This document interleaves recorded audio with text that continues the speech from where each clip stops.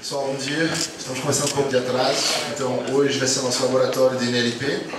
Vai ser conduzido pelo Lucas Bessa, nosso especialista aqui em Legal Labs, profundo e largo conhecimento em NLP. E ele utilizou também a ajuda do nosso colega Welton, que é já o nosso especialista em Deploy na nuvem. E o Pedro também, que vai fazer depois uma apresentação usando o Machine Learning tradicional, ou seja, Random Forest e regressão logística, para fazer uma classificação do mesmo texto de forma mais simples. Aí vocês vão poder comparar os benefícios, os trade-offs envolvidos.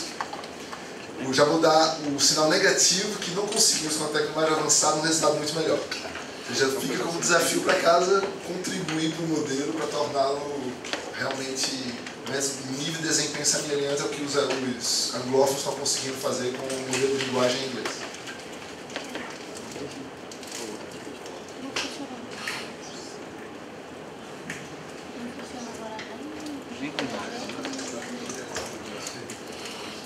Uma última coisa. Alguém teria interesse de apresentar a sua ideia de projeto para tentar captar outros participantes para o seu projeto? Não, né? Que algumas pessoas tinham dito que queriam fazer isso. Então, caso queiram de ideia, fale comigo que no final do laboratório a gente deixa um espaço para você apresentar o seu projeto e ver se consegue captar novos participantes. Vou passar aqui para o Lucas.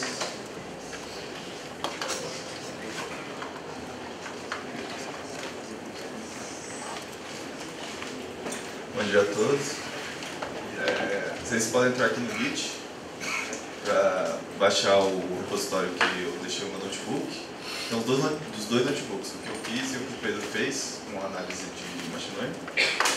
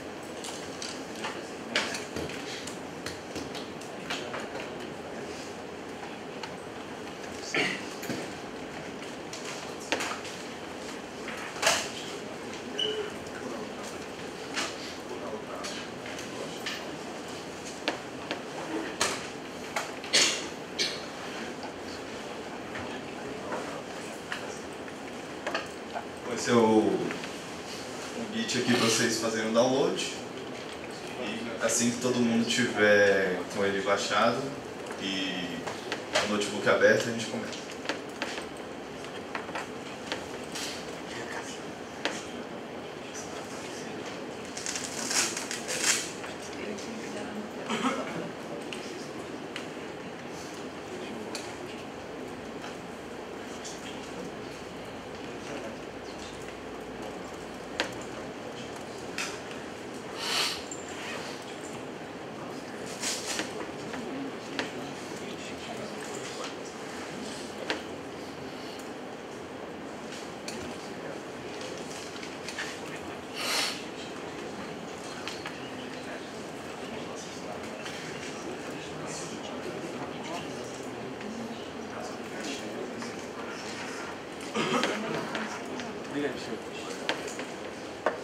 Você tá bom?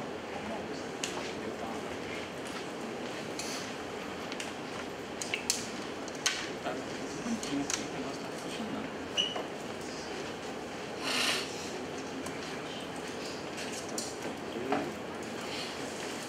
Todos prontos?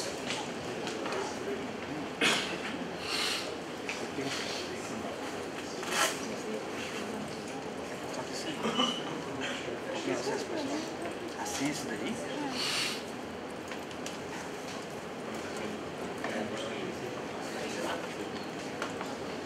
Então eu vou começar aqui. Vou começar aqui o laboratório 2 do curso de Deep Learning aqui. Vamos falar principalmente sobre LP. E queria agradecer o pessoal da ANAC que cedeu os dados para a gente, para analisar. nós vamos usar o LMFit da FastAI para treinar um classificador de texto, usando todos os passos que o Jeremy usou na aula 3 dele para classificar o texto do IMDb. Então, começando aqui.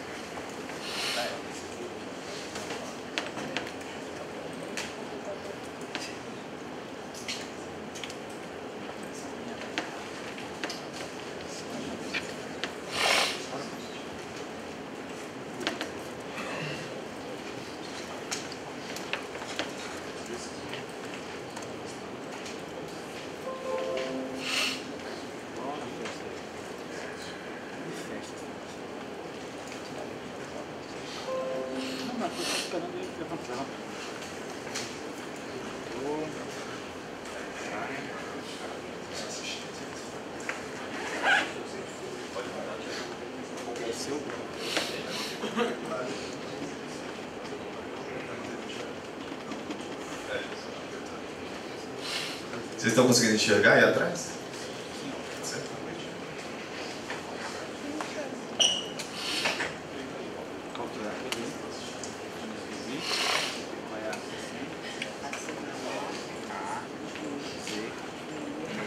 Bom, começando de forma tradicional aqui nos notebooks, a gente importa as bibliotecas que a gente vai usar.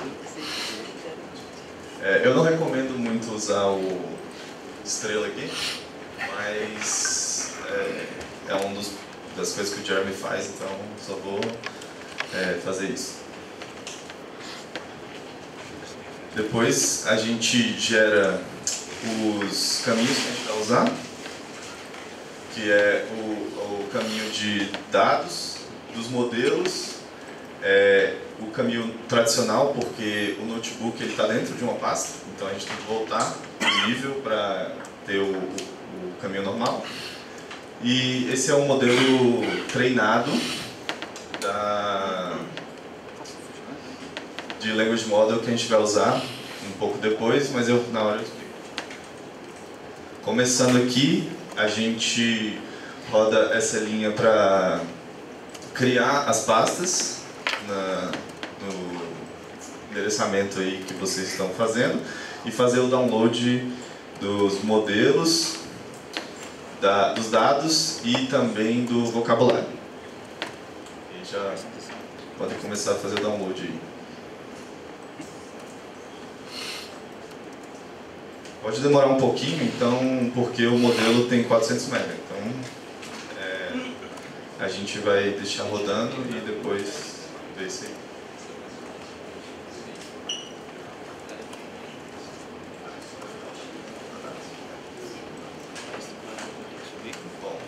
Os dados da ANAC que a gente tem são dados de reclamações feitos pelos clientes para a ANAC. E eles são categorizados com temas, né? O conteúdo é a reclamação em si, o texto puro, sem nenhum metadado, que os clientes das companhias aéreas mandaram. E eu vou caracterizar um pouco os temas que foram utilizados nos dados.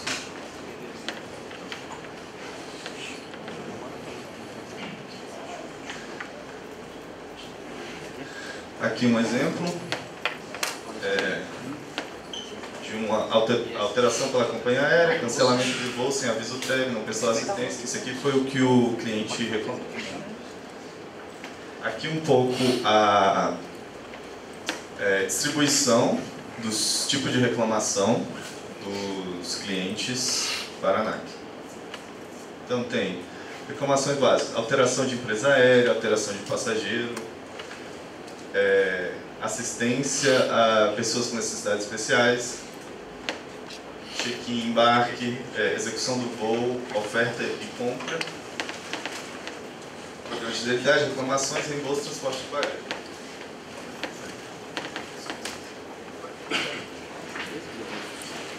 Esse é um pouco dos dados. E a gente vê que a distribuição é bem variada. Você tem desde uns que tem quase 5 mil, e outros que tem bem poucas reclamações. 386 e... A gente não vai entrar nos subtemas hoje, porque eles são bem detalhados e variados. Então, a gente vai ficar nos temas mesmo, que são 11, 10. Bom, já começando aqui com usando a FastAI, né? A FastAI, o modelo de texto deles.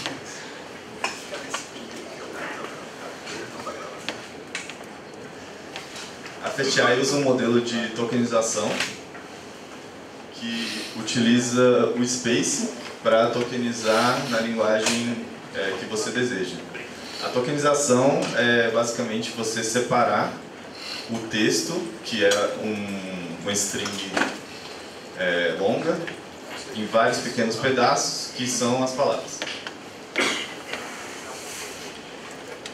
Aqui é a importação do vocabulário que foi treinado com o Language Model da Wikipedia, que eu vou dar uma explicada agora aqui nessa imagem. E aqui a importação do vocabulário para isso. O Space está usando filmes.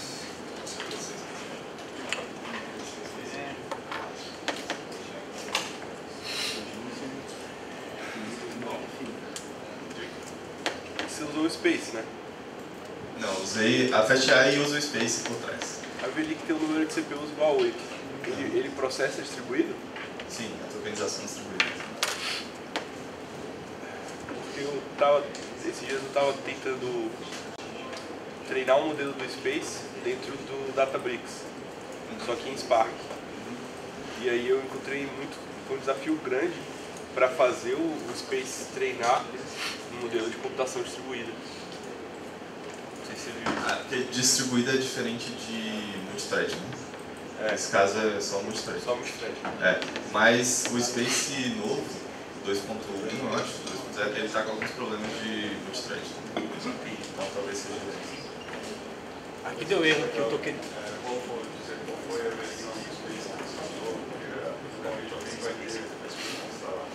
O Space é o que é instalado junto com a FastAI, então não tem muita mudança. Só se você for usar ele separado, aí tem algum problema. Mas se você instalou só a FastAI, não tem problema. Não, não pode. O tokeniza tá dando erro aqui que não foi definido. Eu não rodei essa. Você rodou a primeira linha lá? FastAI.test? Eles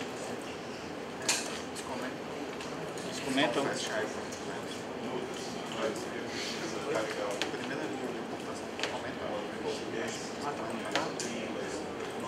Tá. Não, a primeira linha estava comentada, eu pulei essa parte. Essa primeira linha está comentada. A primeira linha está comentada. Tá. Desculpa, gente. É porque no Git estava comentado a primeira linha, aí vocês descomentam o FastAI text aqui.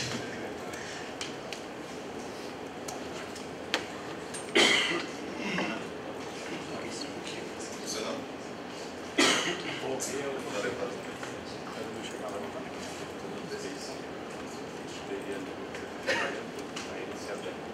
Bom, a estrutura do LM-Fit, do FastAI, para a classificação de texto, ela é um pouco complexa, mas depois que você entende assim, é bem tranquilo.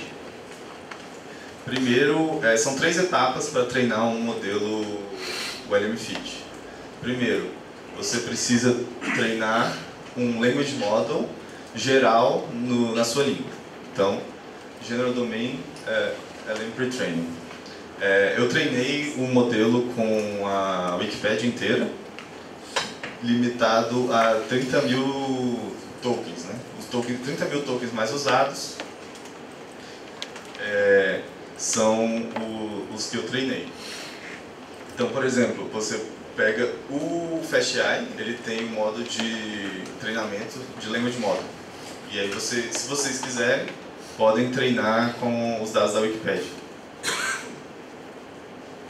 Segunda etapa do Language Model, do treinamento do LM-Fit, é você fazer o treinamento do Language Model com os dados específicos ao caso que você vai usar no classificador. Que no nosso caso vai ser os dados de reclamação da ANAC. Alguém tem alguma dúvida quanto ao que é um Language Model?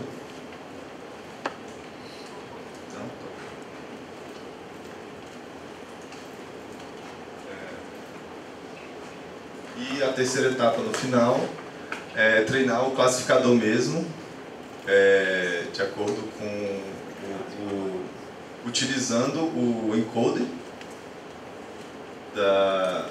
da rede de Language Model para treinar um classificador específico para as classes que você tem nos seus dados.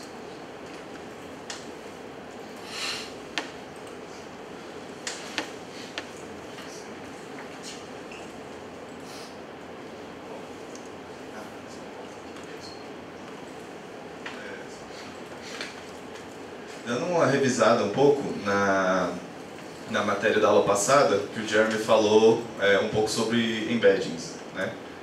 Os embeddings é a primeira fase de um Language Model e eles são a representação numérica multidimensional do texto, né? Das palavras. Então, como é a primeira camada, eu vou dar uma faladinha mais sobre eles aqui. Quando você treina um Language Model, você, no começo, inicializa os vetores de embedding randomicamente e durante o treinamento eles vão aprendendo o contexto das palavras que você treina, né? Nesse caso, esse aqui é um exemplo com o Word2Vec treinado, não sei exatamente qual dataset, mas eu acho que é o 1 billion words, que é um dataset de 1 bilhão de palavras de arquivos crawleados na internet. Podemos ver aqui, se você buscar alguma palavra como... tenta buscar um mês.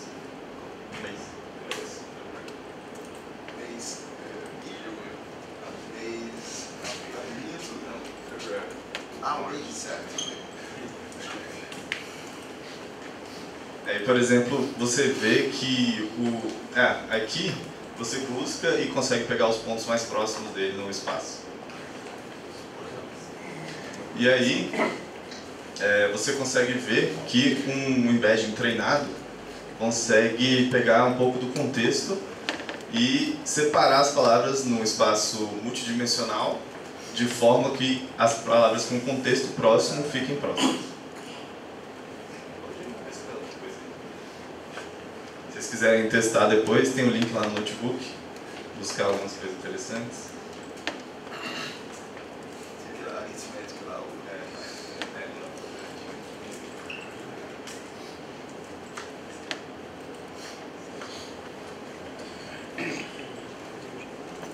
Essa demonstração é a redução de 200 dimensões para 3, então não é muito...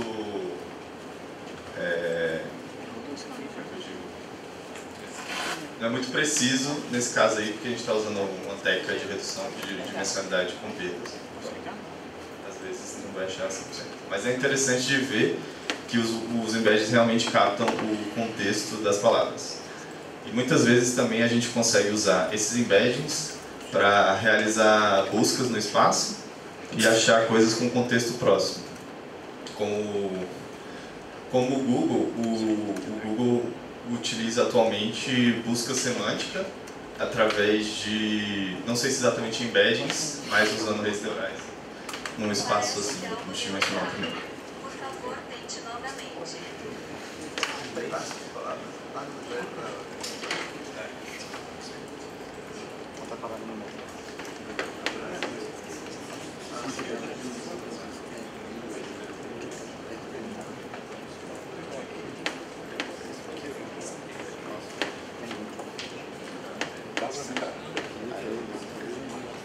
É uma ferramenta interessante para demonstração do poder dos embeddings.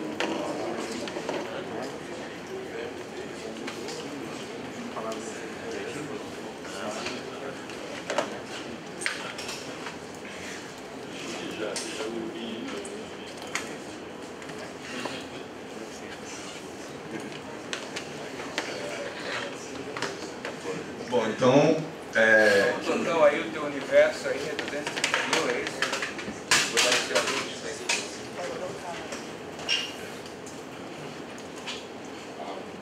230 mil, ali 238. esse é um exemplo de uma imagem da internet, então não foi eu que fiz. Mas esse aqui seriam as 238 mil palavras do vocabulário dessa rede. No nosso caso, vai ser 30 mil aqui, porque o meu computador não aguentava mais.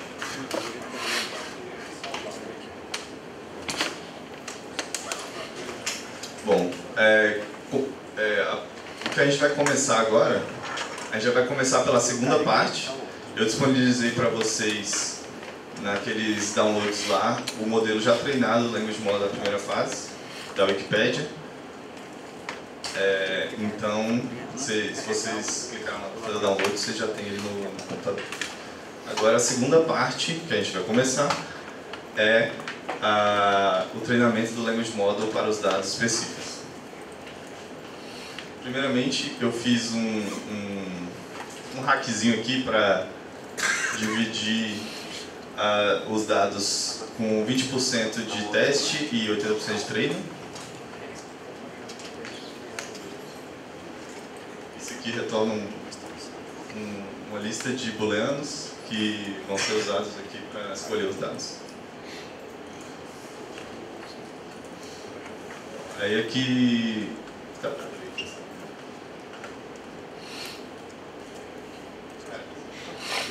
Aí vocês conseguem já importar aqui o Language Model. O TextLM Databunch, similar ao Databunch de imagens que foram usados nas outras aulas, também faz um pré-processamento das imagens.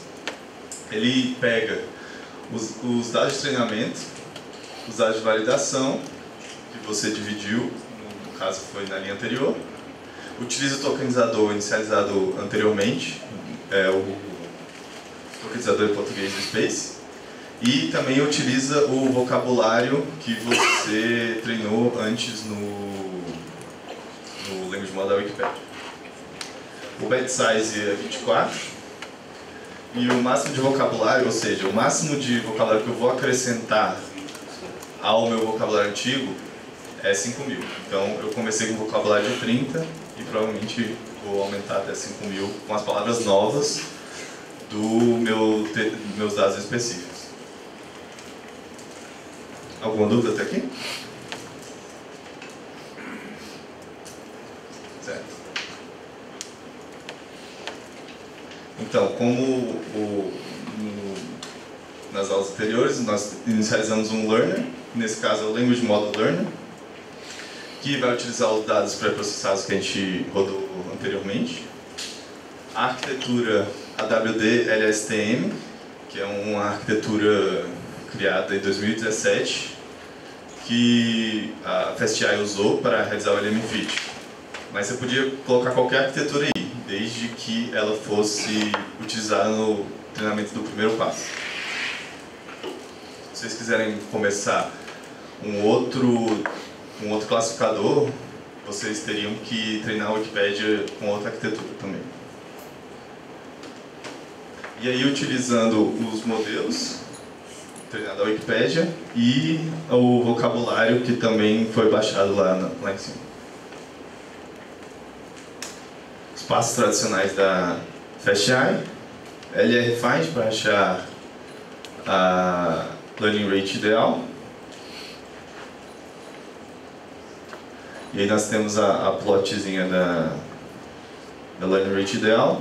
Como vocês podem ver, ela não está muito decrescente, assim, porque como a rede já foi treinada, então não tem muito mais o que melhorar para os dados específicos. Então ela fica mais ou menos assim. E eu escolhi esse ponto aqui, que é o 5E2, para treinar a rede. Treinando o básico com Fit One Cycle, uma época somente, porque se ela começar a treinar muito, limpar os dados, você começa a perder a generalização que você tinha com a Wikipedia e talvez não seja tão bom para o seu modelo.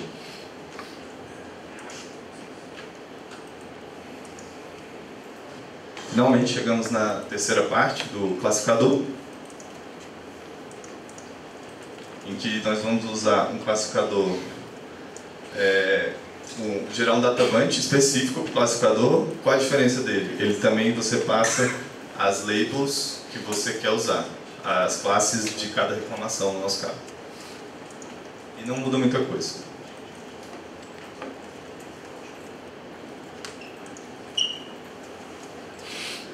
Você consegue ver os dados aqui como showBat para ver se os dados realmente foram importados de forma correta.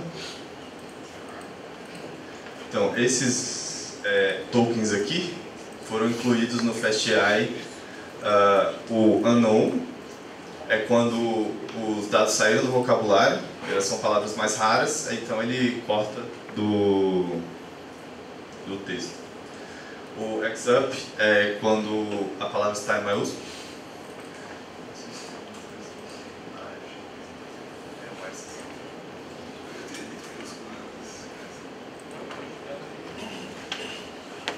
Eu tenho que olhar o código da FastAI mesmo para ver exatamente o que é o token imagem. Eu não estou.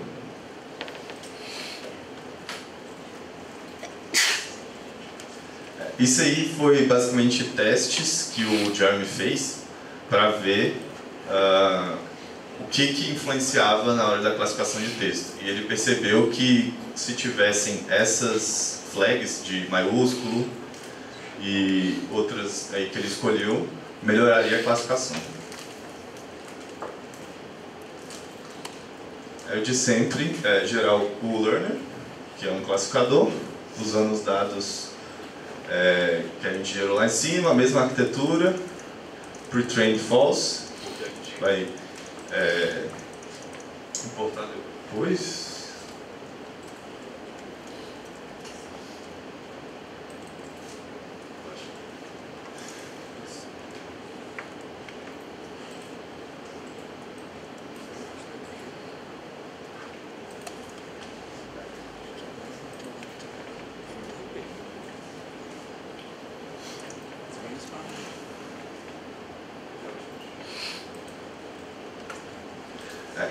No caderno de vocês tem alguma linha entre aqui? Entre essas duas? Tem? Não. Não. Não tem?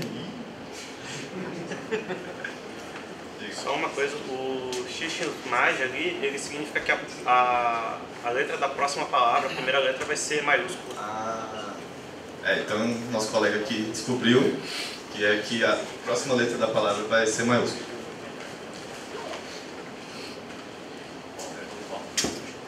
Então, gente, eu vou ter que rodar ao vivo uma linha só.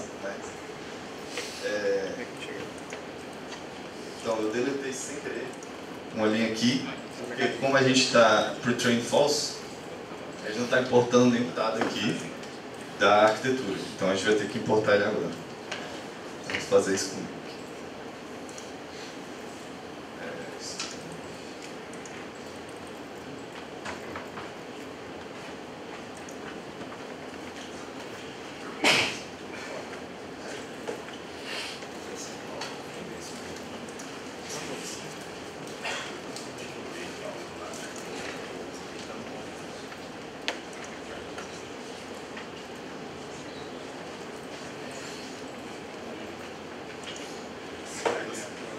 Vocês adicionam aqui clf.load.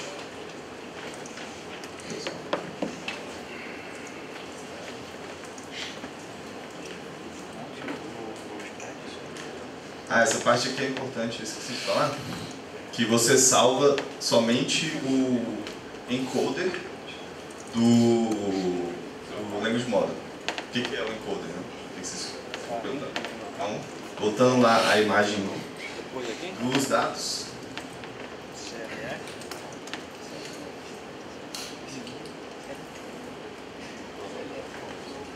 O encoder é a primeira parte da rede, onde você tem a LSTM aqui, e antes de você passar para gerar uma próxima palavra no language model. Então, a WD LSTM ela é feita por um encoder-decoder. você transforma uma frase em um vetor, na primeira parte, que é aqui, e aí depois você transforma esse vetor em um texto de novo, depois. E aí, nesse caso, quando a gente vai fazer o classificador, você corta a parte que ele transforma de um vetor para um texto de novo, para ele transformar um classificador no final. Você encaixa um classificador. Complementando um pouquinho a explicação. Então, a lógica do encoder-decoder é você, a cada palavra, você transforma a palavra em um vetor que representa um estado de significado até então. Você vai acumulando nesse vetor a sequência das palavras. E toda vez você modifica um pouquinho esse vetor com a nova palavra que surgiu. E aos poucos esse vetor vai representando a semântica de toda a frase até então. Aí, vamos supor que você tem uma frase que começa com 4 palavras. Aí você começa o primeiro, aí você começa o estado inicial, sei lá, aleatório do vetor. Aí depois do primeiro passo, esse vetor vai ser transformado para levar em conta o que estava na primeira palavra. Depois vai ser ajustado, levando em conta a segunda, a terceira e até a quarta. Na quarta, você tem esse vetor de estado, a semântica associada às 4 palavras que ele viu até então. Isso aqui está tudo no encoder. O encoder gerando esse vetor de representação de significado. Aí depois você tem o decoder, que vai pegar esse vetor de representação e vai transformar na próxima palavra provável, dado o estado anterior. Isso é a tarefa do Language Model, prever a próxima palavra em função das anteriores. Só que aí esse encoder que consegue representar significado em um vetor de tudo que ele viu até então, você pode usar só essa parte para fazer classificação. Aí você pega então a classificação, ela vai ser com base nesse vetor de estado gerado pelo encoder. Ficou mais claro? Tem alguma dúvida em relação a isso? Essa é a principal sacada desse LSTM. Beleza?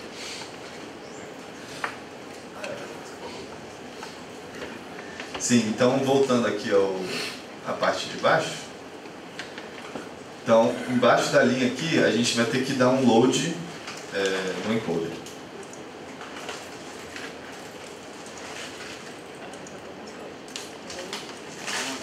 Com o arquivo que a gente salvou lá em cima.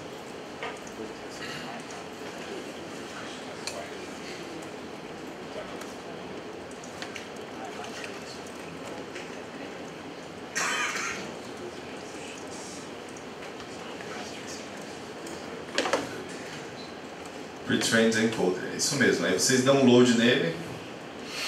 Deu tudo certo aí?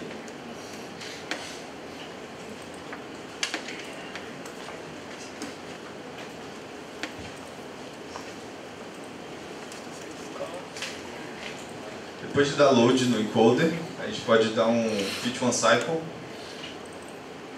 para fazer o treinamento como qualquer modelo do Jeremy aqui no FastAI.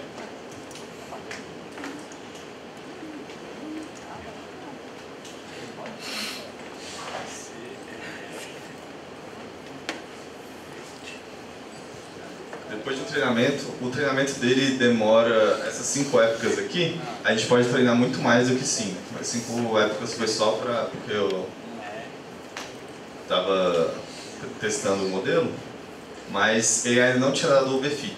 Então, podem ficar treinando aí um pouquinho mais quando vocês quiserem fazer, não sozinhos. Bom, depois de treinar, a gente pode verificar a acurácia e também ver qual a distribuição de erros para cada classe. Então, pegando um pouco o código aí do nosso colega Leon do laboratório passado, bem similar, pegar as previsões de acordo com os dados de validação, pegar qual a predição e botar num Classification Report, que é uma ferramenta do sklearn, para verificar a distribuição de acerto para os dados que você está treinando. Né? Nesse caso eu tinha treinado só uma época que ele nem pegou essa classe.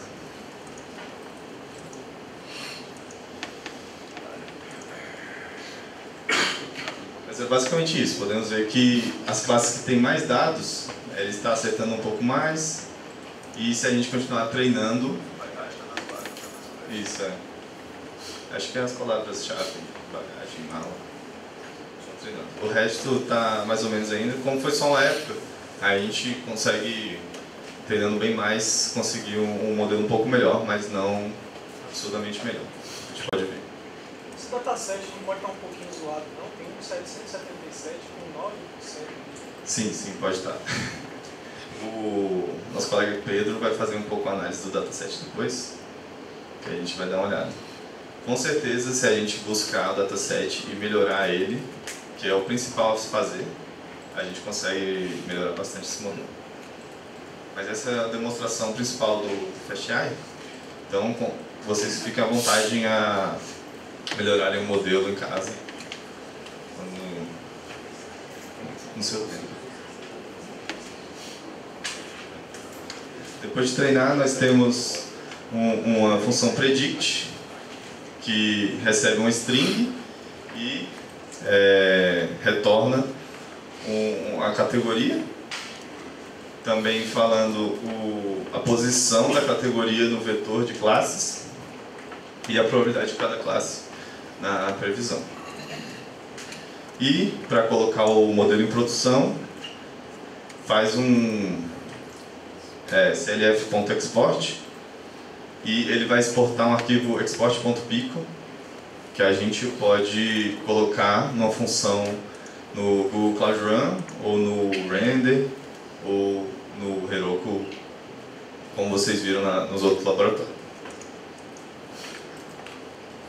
É isso. No final, a gente vai ver aqui um exemplo do colega Welton, como colocar o modelo em produção. Não sei se todos vocês já viram o tutorial no GitHub dele, mas aí a gente vai ver isso agora.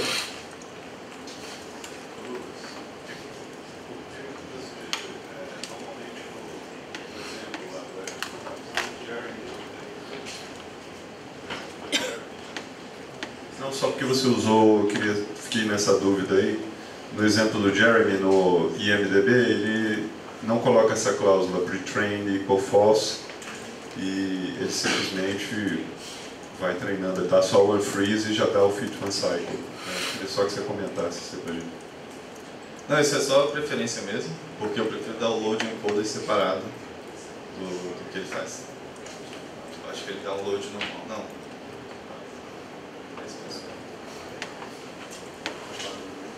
Essa biblioteca tem muitas formas de fazer a mesma coisa, inclusive com o modo Databox, que também pode ser utilizado nesse caso.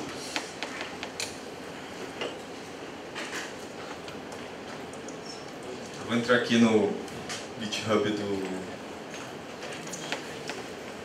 Leon para a gente dar uma olhada no tutorial de como colocar o sistema na nuvem.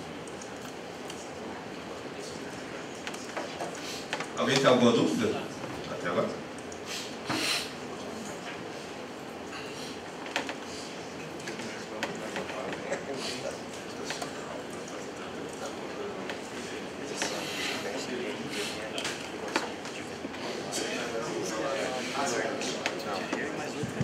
Bom, já que vocês não estão com dúvida, eu vou trazer as minhas. Então, Lucas, quanto tempo levou para fazer o treinamento a partir da Wikipedia?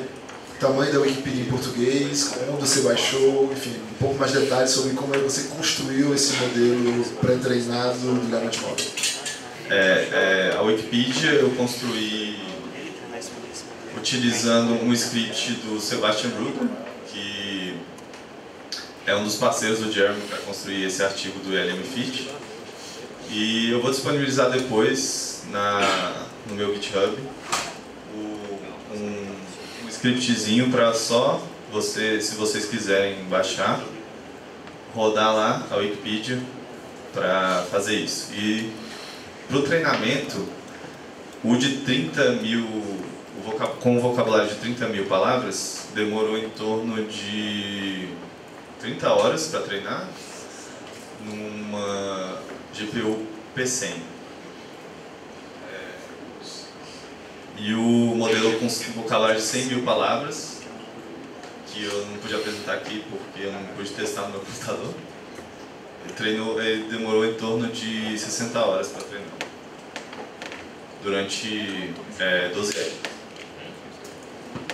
Ou seja, você treinou o modelo com 100 mil palavras na nuvem, mas você queria fazer o teste no seu computador e o seu computador não dava conta por causa do tamanho da memória. Isso. Outras perguntas? É o momento, vocês estão com um especialista aqui de um assunto complexo, aproveitem. A minha pergunta é sobre o modelo de linguagem. Qual foi a perplexidade desse? Você falou... De 100 mil? 60 mil e 100 mil, né? 30 mil e 100 mil. 30 mil e 100 mil palavras. 30 mil e 100 mil, né? Isso. Tá. Qual foi a perplexidade que você conseguiu lá? No 30 mil, a gente conseguiu por volta de 20 e poucos, mas eu acho que talvez esteja tão baixo, porque a perplexidade ideal, não ideal, mas atual assim, dos modelos de linguagem é em torno de 29, 35, fica por aí. Mas eu acho que foi tão baixo por causa do vocabulário tão pequeno que, ao prever a palavra desconhecida, você consegue aumentar a frase. Então, para deixar um pouco mais claro, como é que você prevê a qualidade de um modelo de linguagem? Você prevê a próxima palavra, compara com a palavra real, que seria a próxima. Se acertou, seria o equivalente da acurácia, mas nesse caso específico chama-se de perplexidade. É a capacidade de prever corretamente a próxima palavra. Aí isso tem a ver, então, com a qualidade do modelo, mas também com a complexidade do que está sendo dito. Tem várias frases que são ambíguas, que a próxima palavra poderia ser várias, e aí ele vai acertar na sorte. Mas aí também, como o Lucas falou, se o seu vocabulário for relativamente pequeno, então vai ter um monte de palavras desconhecidas, e ele, ao prever desconhecido, aumenta a chance de ele acertar. Isso não é uma métrica perfeita. Desconhecido. Tudo vai ser, a maioria vai ser desconhecido. Outra dúvida em relação ao modelo de linguagem?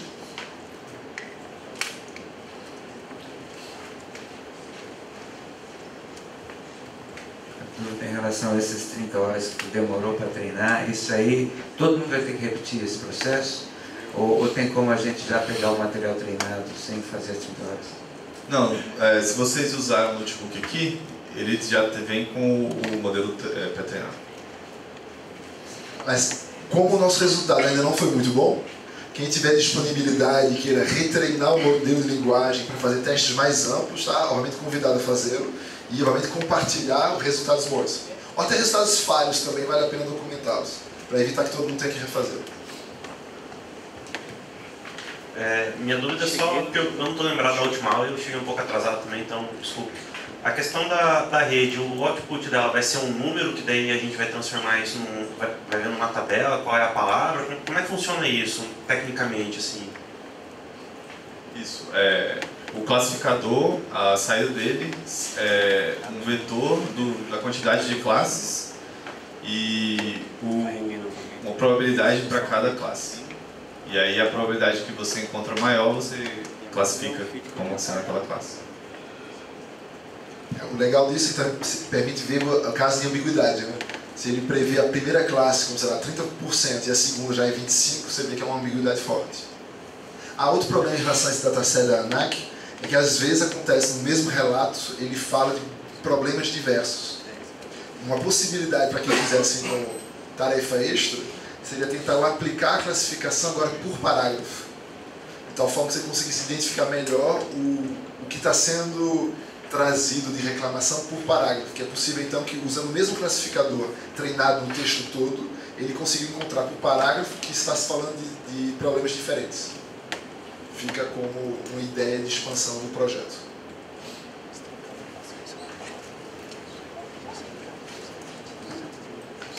Você falou, né, que não foi tão efetivo, né, com esse dataset. Será que um vocabulário próprio dessa parte de reclamação seria melhor para fazer um language model? Por exemplo, pegar todas as reclamações, fazer um data mining lá do Reclame Já e fazer um vocabulário? Será que seria viável fazer isso? Sim, você pode fazer. É bom que pegue os termos mais próximos do problema. Você pode reduzir os tokens não definidos no classificador. É que eu imagino, eu fiz, né, uma análise, né, do problema e eu vi que os reviews lá, né, as solicitações, né, de reclamações estão numa linguagem muito informal às vezes, e quando você usa o dataset da Wikipedia é muito formal, então acho que alguma coisa não pode bater também. Então fica essa talvez sugestão, não sei se é provável. Ótimo teste, Pedro. Já pode caminhá-lo. Mas nesse caso, então, vocês entenderam a lógica geral de como fazer o treinamento. Você começa treinando um corpus gigante, no caso a Wikipedia, depois faz um ajuste dos seus dados do problema de classificação e finalmente faz um treinamento para classificação. Mas essa etapa intermediária você pode fazê-la várias vezes. Vamos supor que você começa com a Wikipedia, aprendeu o básico de português. Depois você poderia fazer um ajuste fino inicial usando todos os dados do Reclame Gov.br. E depois faria um ajuste fino para aqueles específicos de reclamações em relação ao transporte aéreo. Você já daria para encaixar a ideia do Pedro nessa sequência. Que aprende português, depois ajuste para a linguagem formal das reclamações, depois ajusta fino para as reclamações do transporte aéreo e finalmente classifica as reclamações do transporte aéreo. Vocês podem usar essa cadeia, esse afunilhamento semântico para esse tipo de texto.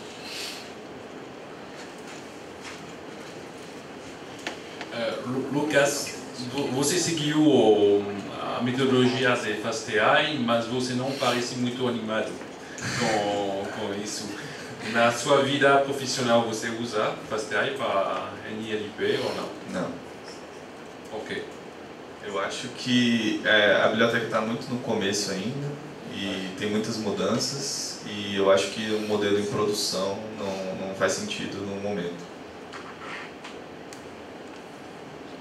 Também acrescentaria que da versão anterior, a FastAI 0.7, para essa versão agora, a 1.0, houve uma queda também no desempenho.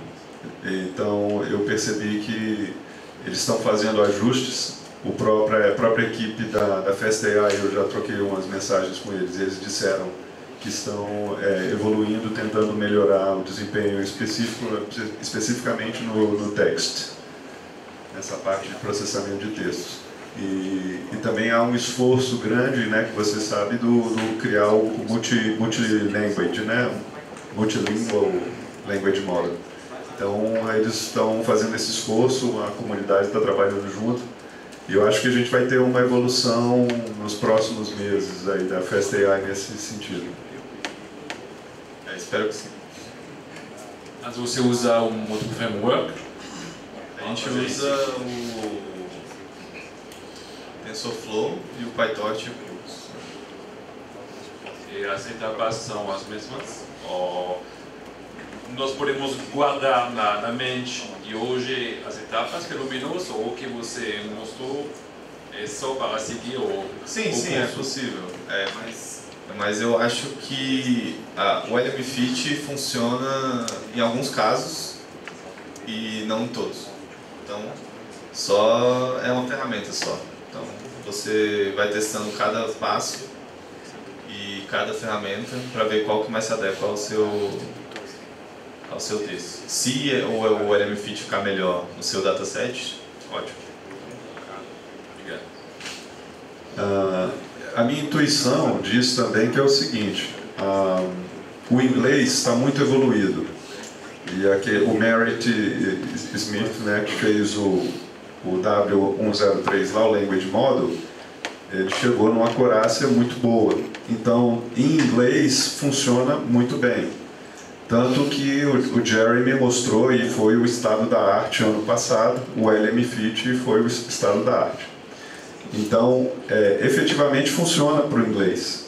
A gente está começando agora, talvez nós sejamos um dos primeiros a estar testando o LMFit na nova versão da FastAI em português. Então tem muito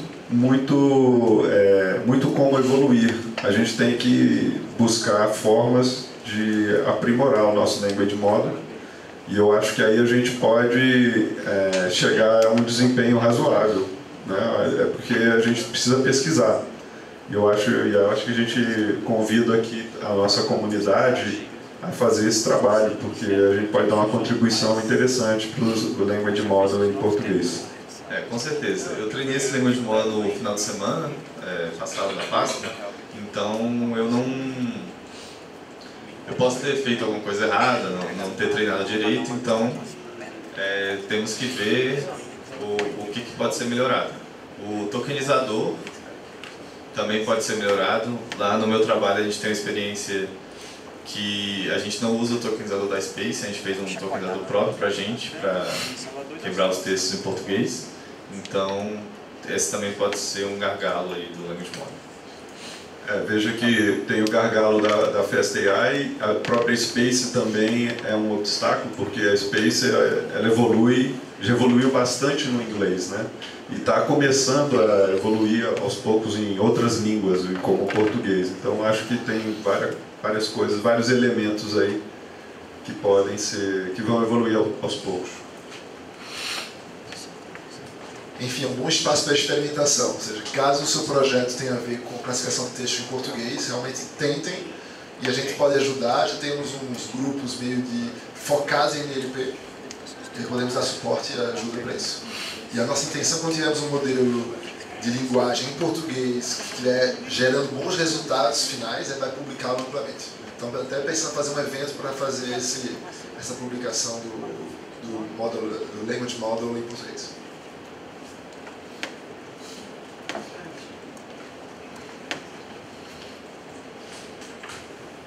Perguntinha bem técnica, mas que é uma coisa que eu ainda não consegui responder a partir do código do FastAI, né? Então, quando você treina um Language Model, você trabalha com vocabulário, né? Você falou 30.000 ou 100.000 tokens, por exemplo.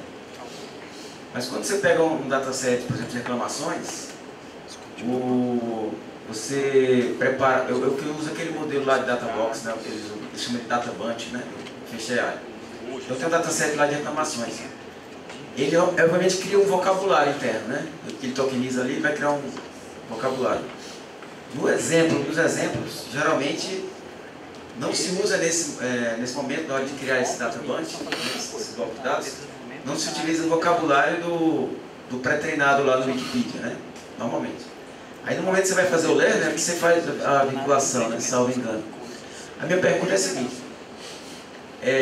No final, o resultado final, né, do trabalho, ou seja, o classificador lá, ele vai estar efetivamente usando o vocabulário de 30.000 e de 100.000, né, os mesmos que usados para treinar a partir da Wikipedia, ou ele vai usar um vocabulário menor de acordo com o seu dataset de reclamações? Essa é a dúvida. Ele vai concatenar o vocabulário utilizado pela Wikipedia com o vocabulário de reclamações, ele adiciona. Isso. Então as palavras que estavam na Wikipedia e não estão usadas nas reclamações, simplesmente vai ficar com um código não utilizado. Isso.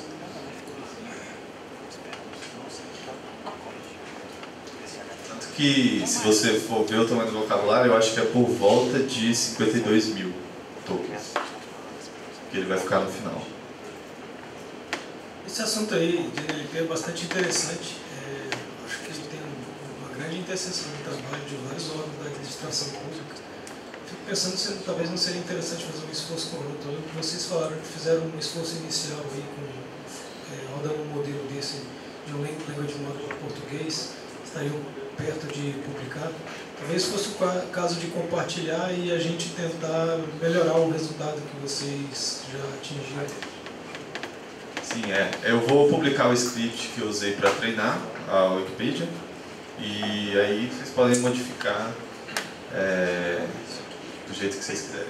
Esse laboratório usando os dados da ANAC já é um esforço de abertura do dataset, do Language Model e em breve de como treinar o Language Model. Realmente vai depender então do nível de colaboração dos demais participantes do grupo. Bom dia, Lucas. Essa parte do vocabulário eu não entendi, porque assim, tem uma parte em que a gente limita lá a quantidade máxima de palavras em 35.000, né? Aí você comentou que ele concatena e no final pode chegar até 55. Isso.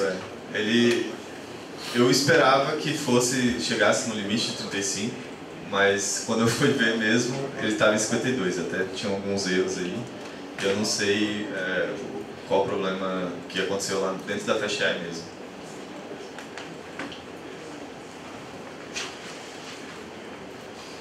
Aquela hora você perguntou se todo mundo tinha entendido a parte do Image Model e agora eu tô aqui, eu ainda estou tentando entender assim, né? Porque no General Domain ali, pelo que eu entendi, você fez a perplexidade com o Wikipedia, seria isso, né? Aí depois você meio que deu um freeze nela e treinou só para as palavras que estão dentro da NAC, seria isso mesmo?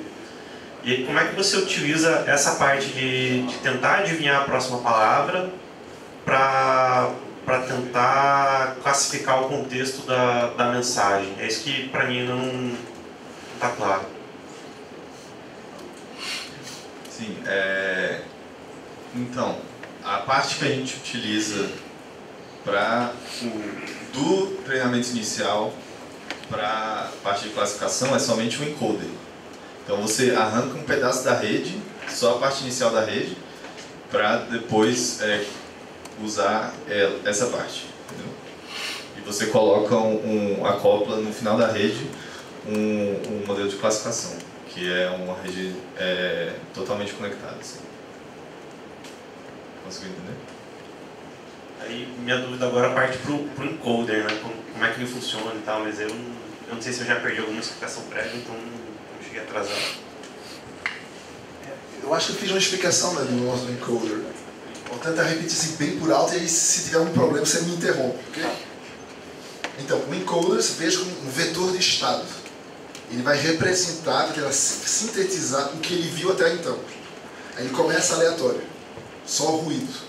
Ele vê a primeira palavra, ele vai passando ela pela rede, ele vai pegar elementos semânticos da palavra e vai transformar o vetor de encoder para que ele guarde uma memória da palavra que passou.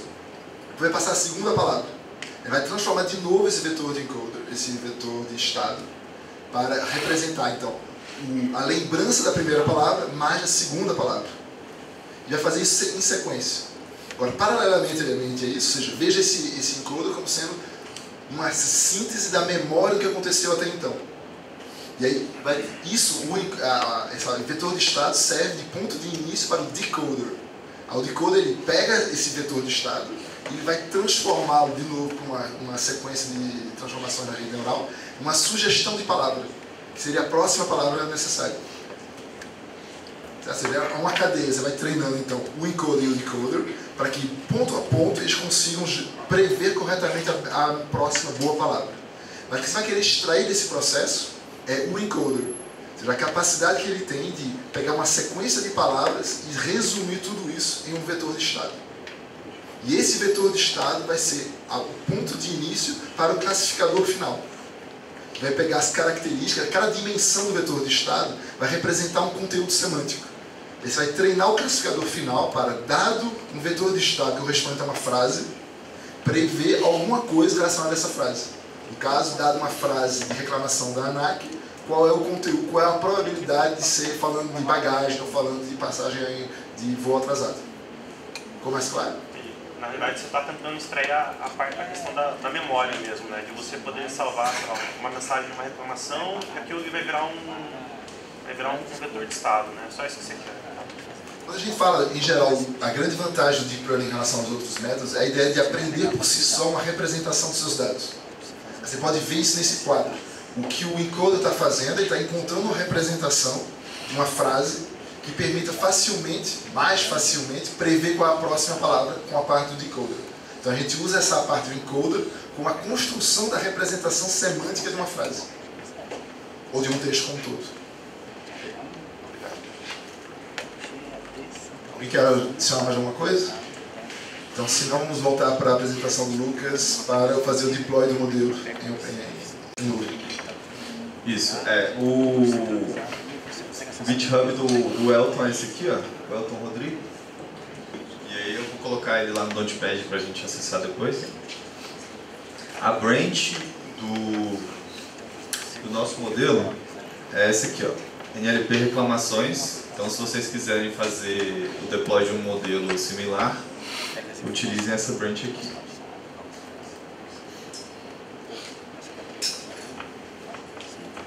Aqui, ó, deploy no Cloud Run. Primeiro, antes de fazer o deploy no Cloud Run, eu queria explicar por que a gente escolheu o Cloud Run para fazer o deploy. Um modelo de NLP que usa LSTM, Ele é bem pesado e não é qualquer máquina que consegue rodar ele. Então, para fazer um deploy que funcione, a gente precisa de uma máquina com muita memória. Então, só o Cloud Run, que é uma da plataforma do Google similar ao Heroku, a gente consegue fazer um deploy com uma máquina de 2 GB. E aí, foi por isso que a gente escolheu o Cloud Run para fazer o deploy.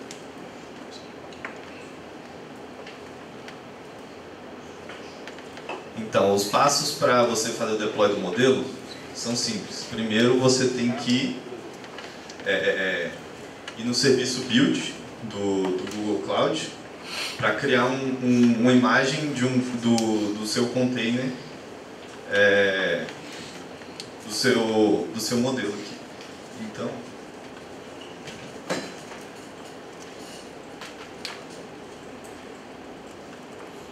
você vai pegar esse código aqui e transformar numa imagem que vai ser compilada lá no Google, para ele poder acessar essa imagem lá.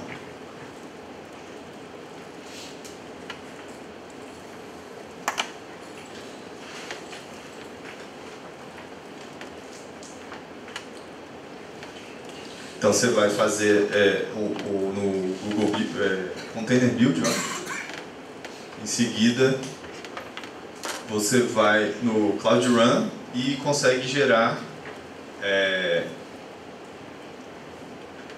essa imagem seguindo o tutorial dele. Estou mostrando por cima porque está muito bem explicado aqui para quando vocês forem fazer o deploy mais tarde.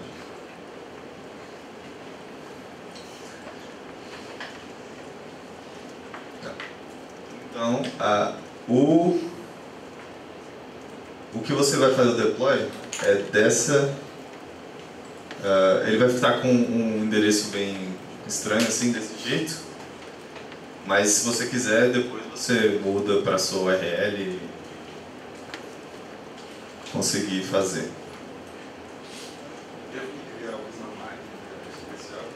Não, não precisa fazer nada disso. Só seguir no tutorial.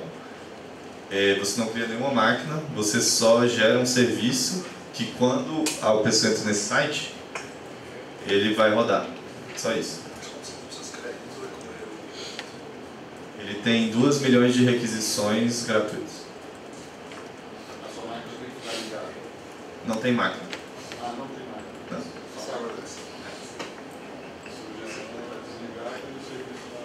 Sim.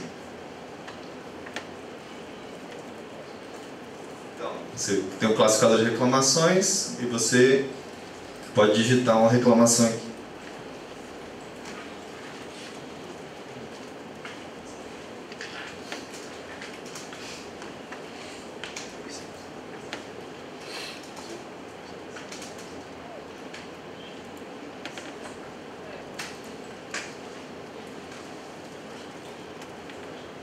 Aí você manda um string, um texto e ele analisa. E retorna as classes que você tem. Isso é muito específico para cada modelo, então se você fizer com seus dados de outra forma, vão aparecer outras classes aí. Então é isso aí.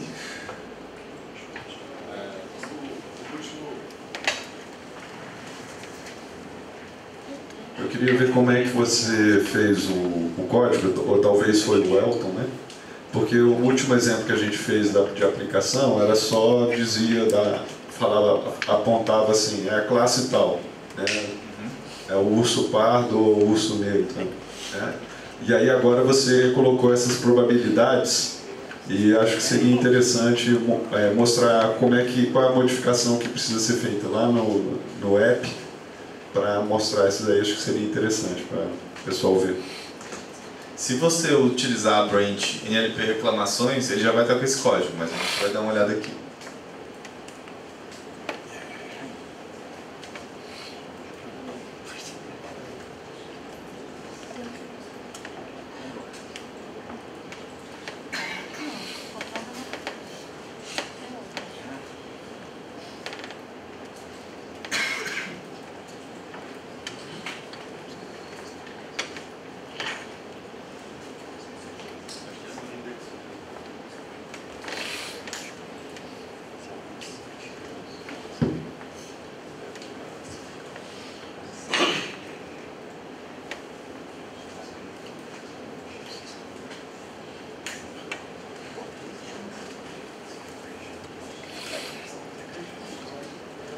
Eu estava no Quantic.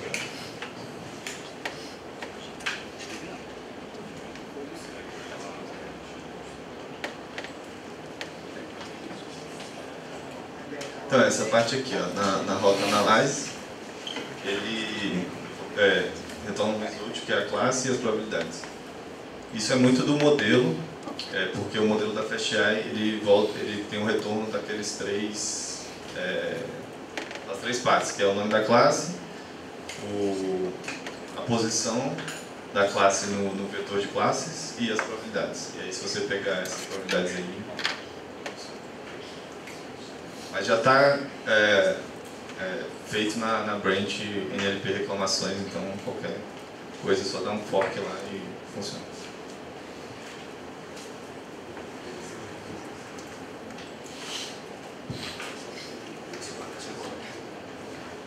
Vamos convidar então o Pedro. Uma pergunta.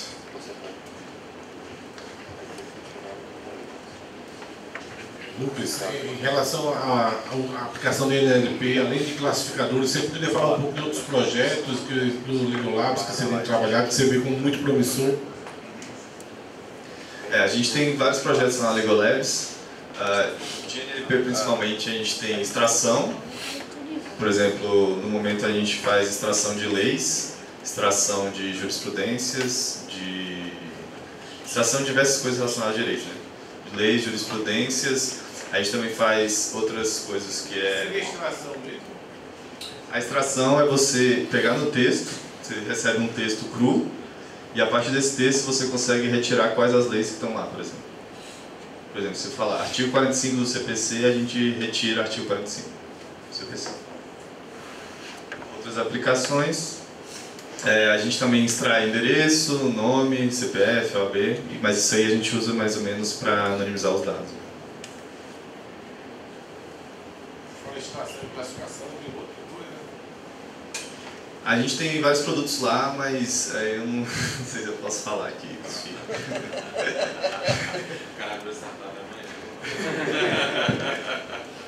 O Lucas está aqui enquanto nosso especialista em NLP, né? O que ele faz para Legal Labs, assim, no máximo serve para agregar conhecimento a ele. Então vamos fazer uma interrupção agora, uma pausa, e depois voltamos com a apresentação do Pedro, que vai usar o mesmo dataset, mas com as técnicas mais simples de Machine Learning. Então até mais. Pessoal, 10 minutinhos. A gente agora é 10h25, a gente retorna às 10h35, ok?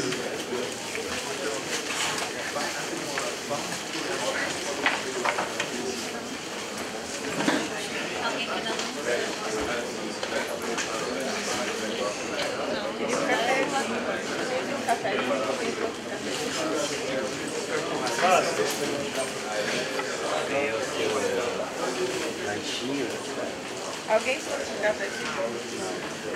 Pão sem luz, salteado na leite, para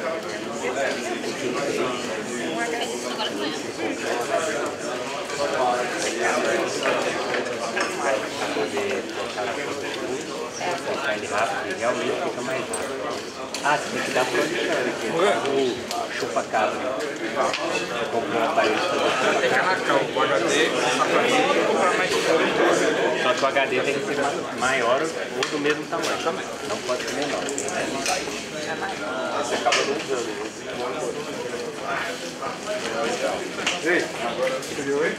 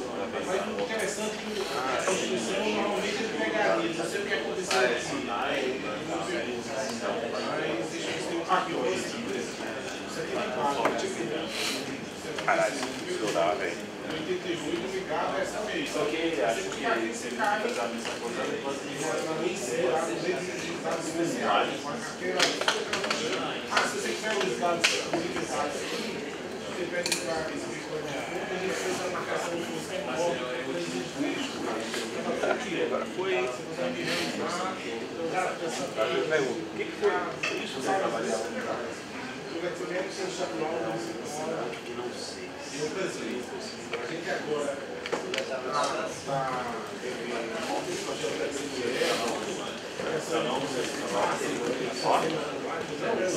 Esse Minecraft bom demais. É o teu que dá pausa.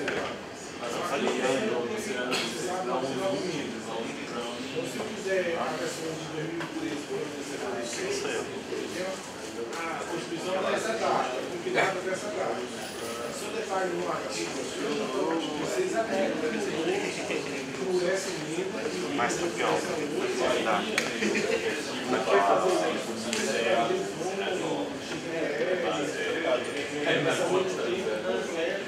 E é uma viatura que você tem com usar mini band, mas deixar um pouco. Mas é isso,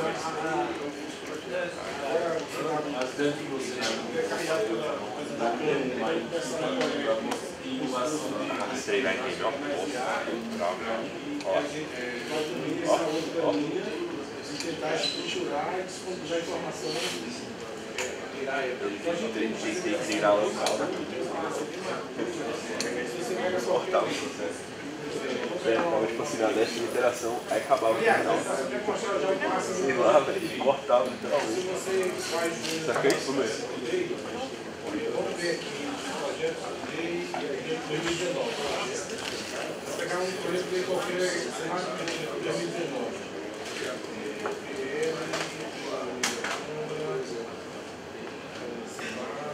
Aqui a gente usa o RN, basicamente tinha... Não, isso aqui é só esse PLS virou PL que virou a lei. Aqui é uma produção. Não, esse aqui é um nome codificado, vamos dizer assim. Você entra nesse PL, eu sei qual foi a norma gerada. Nessa lei de 2016 tem um apelido, bem codificado. Mas o nome lógico mesmo é esse RNPEX aqui em cima. O que se baixar é outra coisa. Baixar era o formato XML desse projeto. Vamos ver aqui. Eu estou fazendo a pesquisa de trabalho. A gente tem um passo, aqui no caso eu passo para a produção. Das vezes a gente está fazendo. No ano passado, então você vê que gera violeta, Fernando, aqui, cada coisa aí, transforma. Não tirou um sal.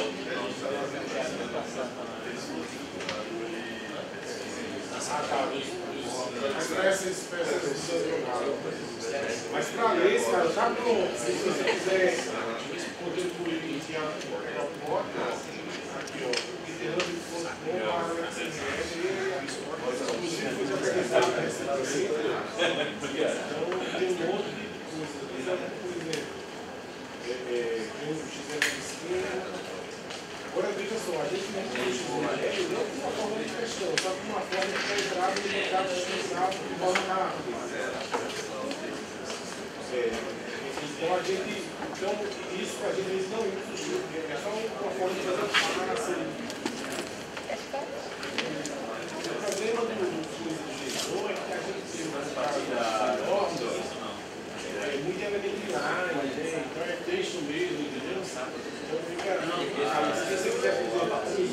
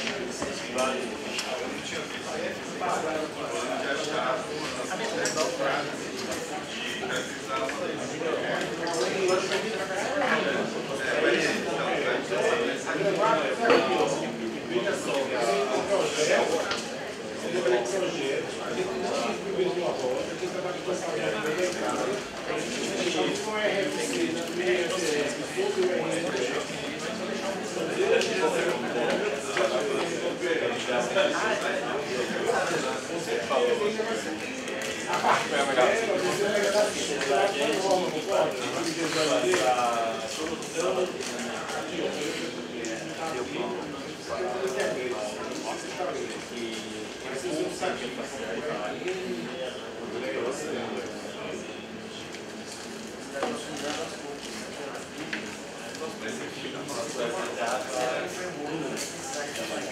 eu quero dizer que é promissor, porque classificador, tradução a gente vê o que funciona, mas eu vejo que o pessoal, a nossa adaptação é uma exceção para a tecnologia brasileira dessa daí. Então, eu vejo que o pessoal tem muito legal, a expectativa está muito alta. Eu vi uma reportagem Mas você não trouxe o seu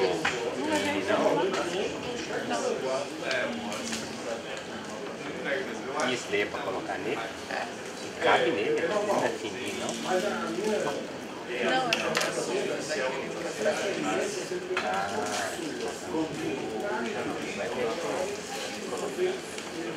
Faz toda a diferença. O seu chupa-cabra você comprou lá na versão de casa? Ah, eu achei que você tinha comprado nessa sua última viagem. Não.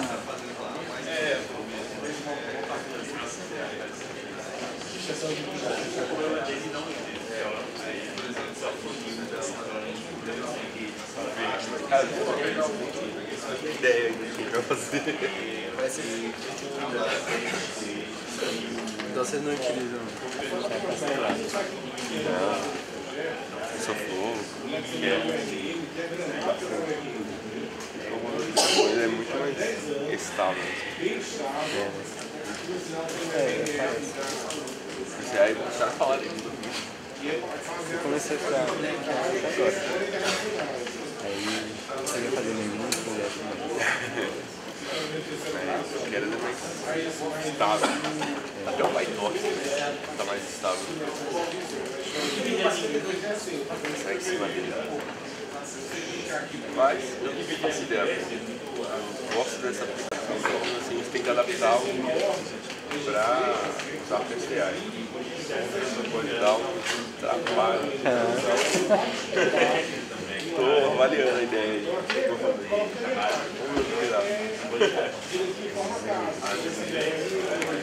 Vamos lá, estou organizando o código lá. A gente conversa.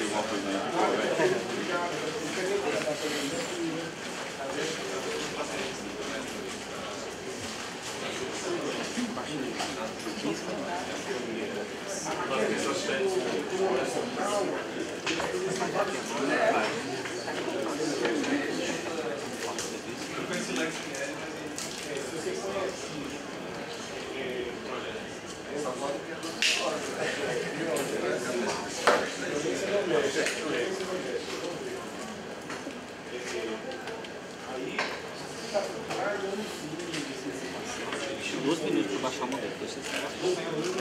Você está dizendo que um é igual ao outro, mas você não pode fazer isso.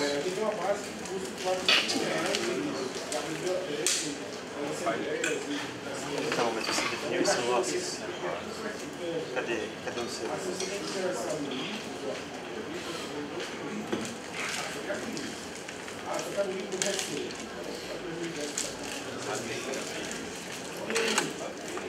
Trocar esse nome de losses aí por outra coisa, só para não se perder.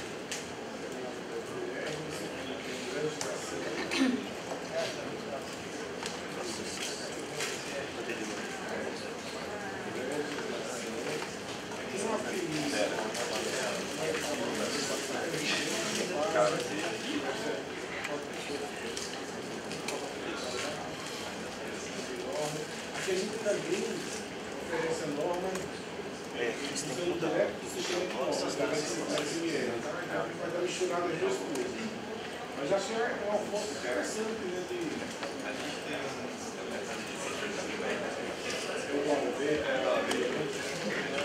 jogar o outro.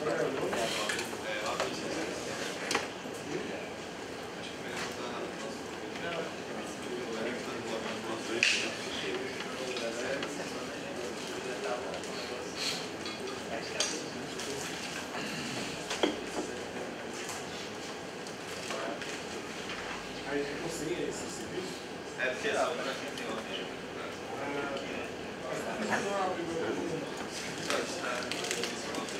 Então, da seleção, vai lá e dá um espaço. Aí apaga que não tem nada. É porque esse nosso sistema de... Se eu selecionar aqui, aparece para você. Dá um espaço. Ah, beleza. Tranquilo.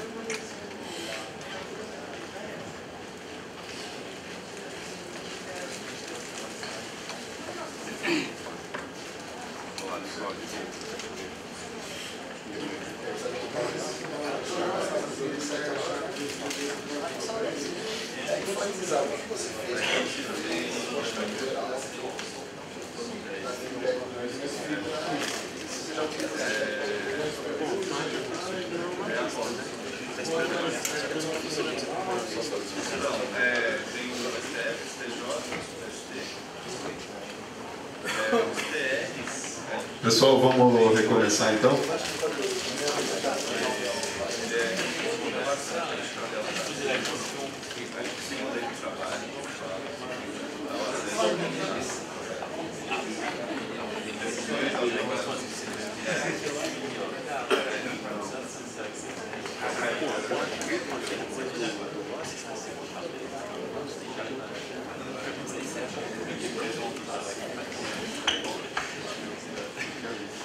Então, agora o Pedro vai demonstrar uma análise que ele fez do mesmo dataset, usando uma técnica mais simples, não usando Deep Learning, usando Machine Learning.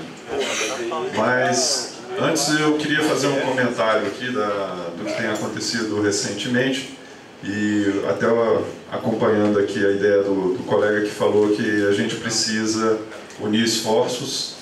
E com várias instituições, aqui tem mais da metade do nosso grupo aqui é do serviço público. E a gente deveria então unir esforços para conseguir construir um bom language model em português, que seria útil para todos.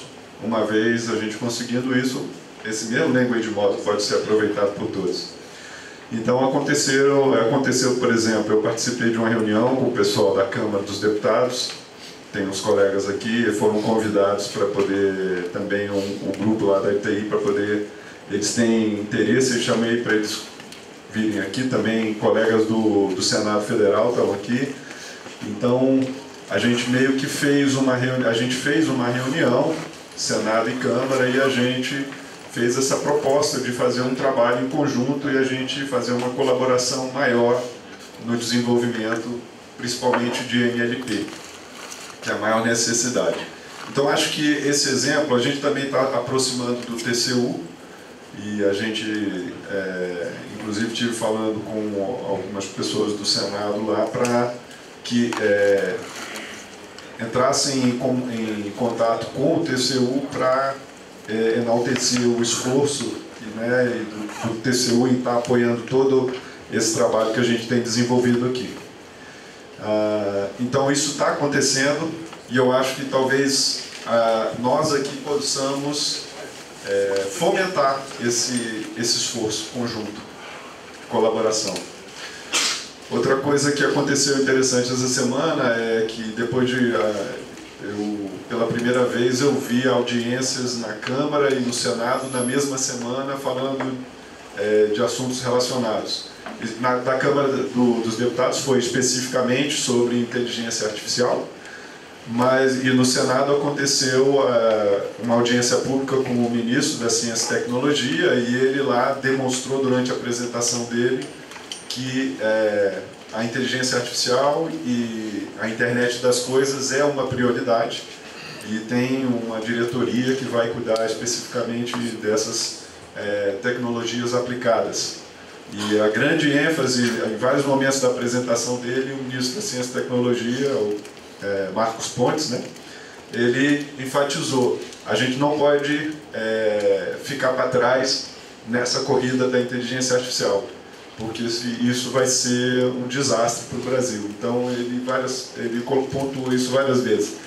E eu fiquei muito satisfeito com isso, porque um dos propósitos do nosso grupo, né, é exatamente fomentar e desenvolver a aplicação da inteligência artificial. Então a gente agora tem novos coisas novas acontecendo e a gente ficou muito satisfeito com isso, né? Alguém gostaria de fazer um comentário, compartilhar alguma coisa? Só falar aqui rapidamente, então, vimos que a NLP tem um potencial muito grande e os nossos resultados, por enquanto, ainda não são brilhantes. São promissores, mas não brilhantes no nível do que era visão computacional para imagens, né? Mas, então, dada essa forte demanda e esse potencial grande, a gente, assim que terminar esse curso, por volta de início de junho, a gente deve muito rapidamente começar um curso voltado especificamente para a NLP. E o que provavelmente vai ser feito é o de Stanford, que está plenamente liberado. Se vocês procurarem lá, acho que é Stanford CS223N. Todo o curso foi liberado agora recentemente, há 2 semanas. Se vocês quiserem começar já dando uma olhada nos vídeos, podem, mas lembrando que tentarem priorizar o término desse daqui e depois começar uma nova turma voltada para a NLP. E é um curso longo, de um semestre completo, com acho que são uns 20 encontros. Então, saber que caso vocês queiram aprofundar para valer em NLP, vai ter essa oportunidade. Vai lá, Pedro. Manda abraço. Bom dia aí para vocês. Meu nome é Pedro Henrique, do Rodrigues Mendes. Eu trabalho no setor privado, eu trabalho na Oi Telecomunicações. Eu sou bem entusiasta nessa parte de machine learning e agora estou começando os primeiros passos de deep learning, né? Mas o grande conhecimento que eu tive nessa parte de machine learning foi por causa do curso aqui desenvolvido pelo pessoal aqui de AI BSB, né? Tenho que agradecer muito vocês por organizar essa frente. Então foi uma grande base para entrar nesse mundo e desenvolver assim degraus maiores, né? Então esse dataset aqui, ele é interessante que ele pega essa parte de português, né? Que não é tão desenvolvido como foi tanto retratado aqui, precisa de muito upgrades, né? E a gente tem que correr atrás disso. E esses códigos aqui que eu vou apresentar para vocês já vem de um notebook já pronto, que eu peguei no Kaggle, acho que é um indiano, sempre tem um indiano fazendo alguma coisa, né? Isso é impressionante. E meio que eu traduzi ele para o português e eu tinha um trabalho da faculdade e eu apresentei esse, né? Porque um dos temas era... eu tinha que apresentar um artigo científico sobre clusterização de palavras em redes sociais, sabe? O cara, ele pegava tweets, né? E ele fazia a clusterização baseada na localização de ver esses tweets para meio que determinar qual era o adjetivo para você determinar tal local daquela cidade. Então, esse autor desse artigo, ele usou essa técnica chamada Bag of Words, né? Para fazer essa clusterização. Eu vou explicar mais direitinho mais abaixo como é essa técnica. Mas esse é o cerne de você poder aplicar machine learning com NLP, né? É você fazer o Bag of Words. Então, aqui já tem uma pequena amostra, né? De 4 registros. Então tem a requisição, a reclamação, o tema e o subtema. Então, ele já percebeu que foi limitado para a gente conseguir bons acertos em tema em Deep Learning, então eu já fui também só em temas em Machine Learning, não faz muito sentido. Porque a gente vai descer mais um pouquinho, a gente consegue ver o tamanho do dataset. Vocês podem perceber aqui que o tamanho do dataset é de 39 mil, né, registros, aproximadamente. E vamos dizer que tá ok para você fazer machine learning, né? Eu não sei para você treinar uma do zero no deep learning. Deixa eu ver aqui, né? Isso aqui é mais Python, a parte de pandas. É interessante você fazer muito essa análise, né, exploratória em ML, porque quando a gente está ali mexendo no deep learning, né, antes, a gente está fazendo as coisas mais na parte de pastas, essas coisas. E quando a gente entra na machine learning, a gente vai ter que mexer mais a fundo no pandas. Então é uma dica para vocês, é aprofundar no Pandas. Então esse aqui é uma amostra, né, do primeiro registro. Então a pessoa que está passando por algum problema aí, ele está requisitando mudar a passagem dele que houve imprevisto, né? E ele não foi atendido, infelizmente, né, pela empresa aérea. Então, como destaque aqui, a gente vai pegar os temas, né? A gente vai tentar classificar dentro desses temas, né? Como já proposto antes na explicação do... Então, só que é só para exemplificar o tamanho, né, das labels de subtema. Então, não é viável classificar, né? É muito... Só isso. Então, aqui eu meio que explico, né? Eu não vou entrar em detalhe, eu acho interessante vocês abrirem o notebook e dar uma lida e fazendo, né? Mas aqui eu explico mais a parte de Bag of Words. Que uma parte muito interessante de Machine Learning é porque a gente não vai ver ortografia semântica das palavras ali dispostas, né? A gente vai mais entender a probabilidade daquela palavra aparecer naquele texto. E isso, a gente vai fazer a classificação. Então, você vai jogar tudo no lixo que é o que aquela palavra significa, o que ela faz ali no texto, no campo ortográfico. Então, é mais uma análise probabilística, né, daquela palavra estar naquele texto. E o que ela influencia para ser classificado. Então esse é o ponto máximo de você usar Machine Learning e processamento de linguagem natural. Então, aqui uma coisa importante que você tem que fazer é tentar normalizar os dados. O que seria normalizar os dados em NLP? Seria você deixar eles padronizados, né? Tipo, tirar maiúsculas.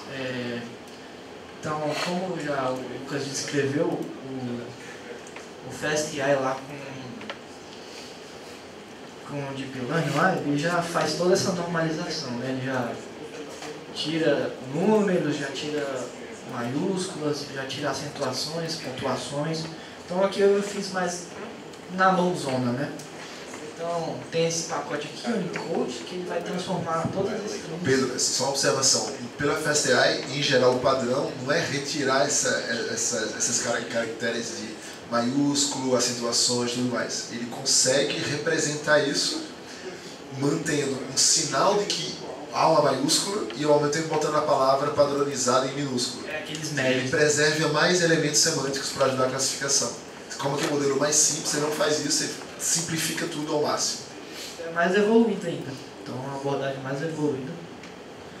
Eu acho que eu esqueci de citar isso antes, né? Quando eu estava formulando isso. Eu não sabia disso, mas bom adendo, obrigado. Então, aqui eu fiz um teste, né? Eu peguei cabeção da malhação. Então, tem caracteres especiais e tem acentuação. Então, a gente normaliza ela, né? Então, interessante a gente pegar as palavras todas padronizadas, né? Que quando for fazer a tokenização, que já foi dito antes, então ela vai contabilizar todas as palavras de uma forma só. Se tivesse várias formas de escrever uma palavra, aí teria 3 tipos para você descrever a mesma palavra e isso ia ocupar espaço de vocabulário. Então já é interessante. Aqui eu aplico, né, esse Unicode aqui esse é o exemplo já decodificado daquele primeiro registro. Se o seu dataset fosse extremamente limpo, tudo perfeitamente bem escrito, talvez não fosse necessário fazer isso, né? Mas como são textos escritos por pessoas, né, reclamando diretamente no site, vai ter alguns que vão botar o acento, outros que não vão botar. E aí você teria um vocabulário mais espaço. Ao padronizar a representação de cada palavra, você tem um vocabulário um pouco mais denso, em que vai ter as diversas variantes de escrita de uma mesma palavra, tem mais chances de estarem em um vocabulário mais frequente. Então, ficou claro o porquê fazer isso, né? Mais ambiguidade também, né? Palavras homófonas. Tem isso. Às vezes ele vai estar transformando 2 palavras distintas em uma só. Assim, tem uma pequena perda disso. Mas o mais comum são erros de escrita que vão ser meio que apagados por causa disso. Inclusive outras técnicas que levam em conta a ideia de distância de edição. Do mesmo jeito que, por exemplo, o seu celular ele corrige uma ortografia inadequada, você pode fazer isso no seu texto. Então, a forma que ele vê, se essa palavra não está adicionalizada, mas ela está próxima, em termos de distância de edição, de uma outra palavra adicionalizada, você já substitui ela pela palavra correta, pela palavra mais provavelmente correta. Isso também é uma outra forma de ajudar o modelo, especialmente nesses casos em que você tem texto escrito para o usuário que tem um nível de erro muito alto. Eu baseei nessa decisão, né, porque texto escrito por qualquer usuário, né, então a chance de uma pessoa não colocar um acento é bem maior, né? Ela não vai ter o cuidado de colocar uma ortografia perfeita na reclamação, né? Então, parabéns para quem colocou a acentuação. Ok, se você não colocou a acentuação, vamos passar tudo a régua, né? Então um pacote bem importante para quem usa Python é essa parte de expressões regulares. Então, quem usa TLP talvez tenha conhecimento dessa, nem mesmo NLP, mas para lidar com strings em qualquer programação, aí você vai usar ela. Então, essa função aqui seria mais que um filtro, né? Então, ela vai pegar só esse range de palavras aqui, né? De caracteres, de A a Z. Então eu já meio que peguei todo o código aqui, por exemplo, passei no Unicode, então ele já meio que normalizou, né? Tirou o acento aqui, o olá, né? E pegou o range desses caracteres. Então pode ver que pontuação não existe mais, tá meio que um texto, mas você não entende direito, né? Aí tirou as datas, tirou os identificadores tirou os números, numéricos, né? Que é AZ, né? Tirou os parênteses, coisas assim. Sim. Então é meio que uma padronização aí do texto. Pode descer mais um pouquinho mais. Então a gente vai... Uma coisa importante também é tu colocar... Pelo menos foi do jeito que eu apliquei, né? Eu coloquei tudo no minúsculo, né? E dei os splits certinho. Às vezes tem umas palavras que ficam juntas, né? Ele consegue fazer esse split. Então, uma parte importante da tokenização é você aplicar os stop words, né? Então, stop words seria aquelas palavras que mais se repetem no texto de tal língua, né? No caso, no inglês são essas palavras. Elas se repetem muito e não tem um valor muito para a classificação no final. O interessante é que existe esse pacote, que ele é muito famoso, as pessoas usam bastante, que é NLTK. Ele é meio que um pandas para NLP, né? Então, ele vai ter um range absurdo de ferramentas para você lidar com esses textos de qualquer forma possível. Eles têm números, tem para indiano, para coreano também. Então, ela é uma ferramenta muito boa, recomendo quem não conhece também dar uma aprofundada. Então, ele lá já tem nossos stop words em português. Eu achei pequeno, porque acho que nossa língua portuguesa tem ela é muito mais rebuscada, ela tem umas regras assim que